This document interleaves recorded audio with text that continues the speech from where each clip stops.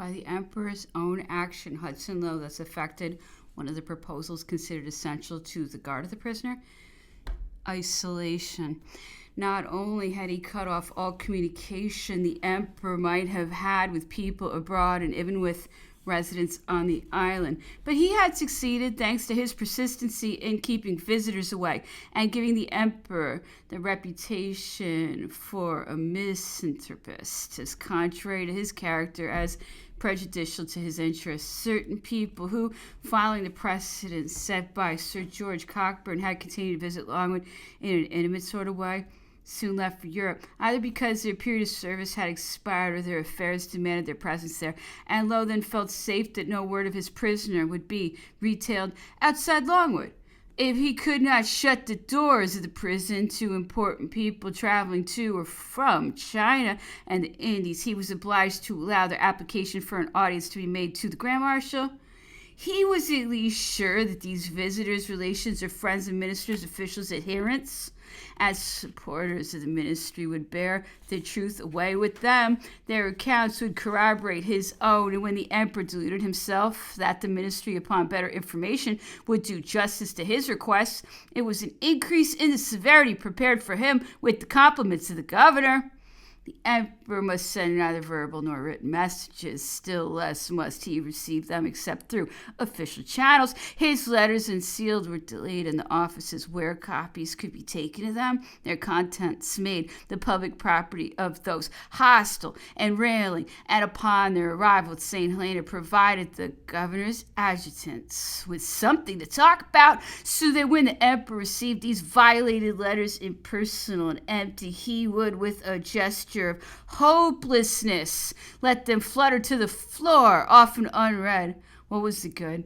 The books he requested, in which the ministry undertook to buy, doubtless on a commission basis, for how many printed books could be bought for the 1,396 francs, nearly 25,000 francs, which was demanded of him, were much more precious to him. Just as he had formerly taken possession of kingdoms, so did he know now of these pamphlets, which became as precious as conquest to him. Was there not on every page evidence of what he had done? What writer or printer was there in Europe who did not give promise to his name? What did it matter that some Englishman had attempted to erase him from humanity's vocabulary? Lowe could not tear out all the pages in which appeared the name of Napoleon, since these books were sent by the ministry. But he took his revenge when a volume arrived from some particular individual. From whom? A member of the liberal opposition, Mr. Hobhouse. He had sent to Lowe to be passed on to the emperor a copy of his work, The Last Reign of the Emperor Napoleon. This beautifully bound copy bore a fairly long dedication beginning to Napoleon the Great, and on the first page Mr. Hobhouse had copied an extract from Tacitus. On the pretext that Mr. Hobhouse had sent it to him for his attention, Sir Hudson Lowe, who was a collector, kept it, put it among his old books, and later brought it back to England. But when he sold his library, he kept it back from the sale, lest his theft should be discovered, and it was under romantic circumstances that a well-known collector got possession of it. Obviously, if Hobhouse had then been what he later became, a peer of the United Kingdom, Lord Brougham, the embarrassment would have been far greater, for Lowe neither sent back nor kept what Lady Holland sent. This was surely one of the most moving scenes of the captivity. This woman was unprejudiced and had proved it. Elizabeth Vassall, only daughter of Richard Vassall of Jamaica and of Mary Clark of New York, at the age of 15 in 1766, married Sir Godfrey Webster of Battle Abbey, her senior by 23 years. He had been a member of Parliament, but not having been re-elected, was traveling on the continent with his wife since Elizabeth had had 5 children. Between 1789 and 1795, the whole household could scarcely go with him. Lady Webster was on bad terms with her mother-in-law, against whom she perpetuated all sorts of huge jokes with her friends, could not fail to find amusing because she was pretty and had an income of £7,000. Her family declared that, though she might have had very intimate friends, she had no lover until 1794, when in February at Florence she met Henry Richard, 3rd Lord Holland, the nephew of Fox, of Lord Ossory, and of Lady Warwick, who was 2 years younger than he.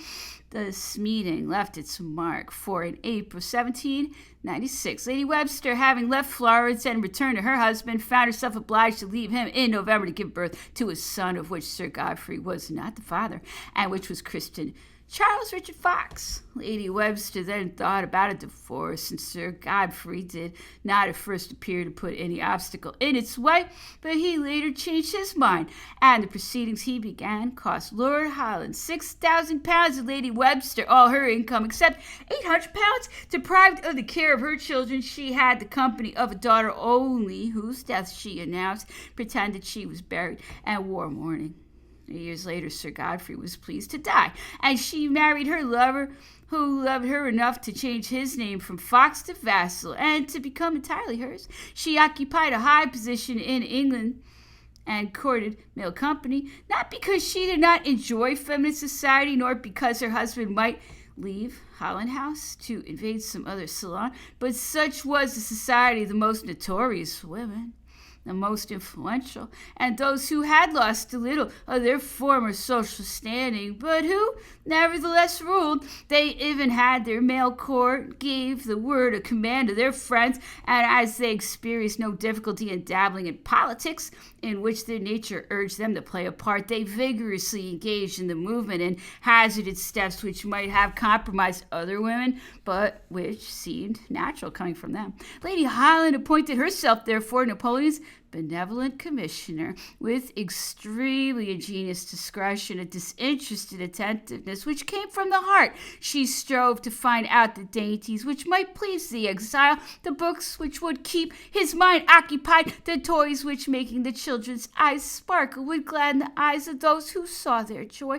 It seems she had never spoken to the emperor. She had only seen him on a parade in the consulate days, but it was not for the general, the consul, the emperor that she exerted herself, great as was her admiration. It was for the captive, whose imprisonment seemed to her a blot upon her country. What she could do to make up for it, she certainly did, acting as go-between for the family with the ministers. She requested authorizations in case of need from the Marquis of Douglas, at that time bestowing his attentions on Princess Pauline, who sent or brought letters from Rome, or Lord Bathurst was hardly wise to repudiate the influence of Lady Holland, strengthened as it was from another quarter by the Marquis of Douglas, who in 1819, on the death of his father, became Duke of Hamilton in Scotland, Duke of Brandon in England, and Duke de Châtellerault in France. The audacity of a black eye was necessary to exhort upon the opinions of so great a lord.